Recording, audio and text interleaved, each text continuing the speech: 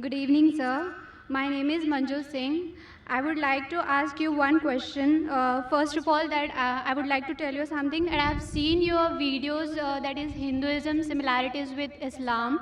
So I would like to ask you that what is the difference if any non-Muslim will read with understand of Vedas, or he or she should read with understand of Al-Quran? So it is necessary that all the non-Muslims should go with through that Al-Quran. Sister asked a very good question, that what is the importance of reading the Veda with understanding? Like how I gave a talk on Al-Quran, should it be with understanding? And the sister has seen my video cassette, the DVD, on similarities between Islam and Hinduism.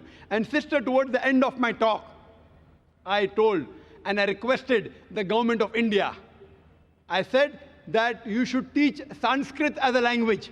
Unfortunately, Sanskrit has become a dead language. Only a handful of people know. I requested the government of India that teach Sanskrit so that the Hindus read the Veda. And when they read the Veda, they will come closer to Almighty God. When you read the Hindu scripture says, if you read the Upanishad, it's mentioned in Chandogya Upanishad, chapter number 6, section number 2, verse number 1, Ekam Evidityam. God is only one without a second. It's mentioned in Svetasvetar Upanishad, chapter number 6, verse number 9. Nachesya kasij janita na jadipa. Of that God, he has got no superior, he has got no parents. Almighty God has got no father, he has got no mother. It's mentioned in Svetasvetar Upanishad, chapter number 4, verse number 19. Na tasya pratimasti. Of that God, there is no pratima. Pratima in Sanskrit means image, photograph, picture, painting, sculpture, idol. According to Svetasvetar Upanishad, chapter number 4, verse number 19 says, Na tasya pratima asti. Of that God, there is no image, there is no picture, there is no painting, there is no portrait, there is no sculpture, there is no statue, there is no idol. Same thing, Yajurved, chapter number 32, verse number 3, Na tasya pratima asti. Of that God, there is no image. So I'm asking you, sister, that if you read your Hindu scripture with understanding, not only chanting the verses, inshallah, you will come closer to God. And inshallah, you will submit your will to God. And if you read the Hindu scriptures, it's mentioned in the Hindu scriptures. I can give hundreds of references.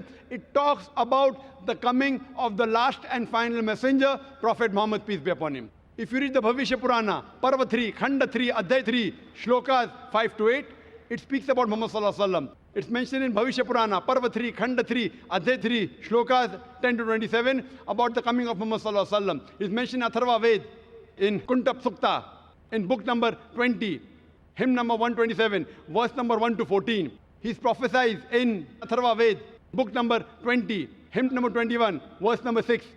And only references I can keep on giving in which is mentioned about Muhammad Sallallahu Alaihi Wasallam. He's mentioned as Ahmad. Ahmad means one who praises. And he's mentioned several places. If you read Uttar Chik, mantra number 1500, it speaks about Ahmad, Muhammad Sallallahu Alaihi Wasallam. If you read Indra, chapter number 2, verse number 152, it speaks about Ahmad. If you read Yajurved, chapter number 31, verse number 19, it speaks about Ahmad. He is also prophesied as Nara Shansa. Nar means man, Shansa means praiseworthy. Nara Shansa means a person who is praiseworthy. If you translate in Arabic, it is Muhammad.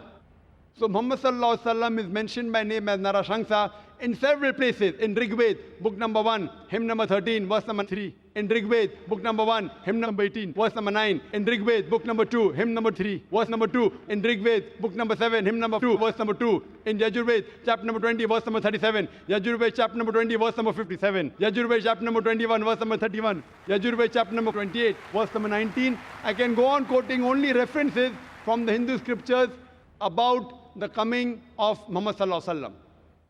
So sister, if you understand Sanskrit, and if you read the Sanskrit scriptures, if you read the scriptures, you will understand that you should submit your will only to God. He has got no image. He has got no portrait. And you have to follow the last and final messenger, Prophet Muhammad, peace be upon him. Hope that answers the question, sister. Thank you.